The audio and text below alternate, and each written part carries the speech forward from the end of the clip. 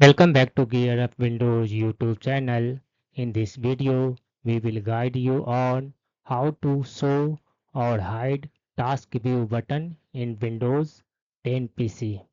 For your information, this is Task View button. This Task View in Windows 10 lets you view and switch between all opened applications. Task View is a virtual desktop manager that allows you to quickly switch between all of your opened apps on multiple desktops.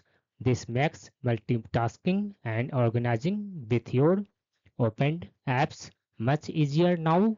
To enable or disable this task view button on Windows 11 PC, right click on the free space on the taskbar. Here you will find this one show task view button. Just uncheck this option. This will remove task view button, and in case you need this one task view button, again right click on the taskbar and select this one option, show task view button. This will again add task view button on your Windows 10 taskbar. That's all about this video. Bye.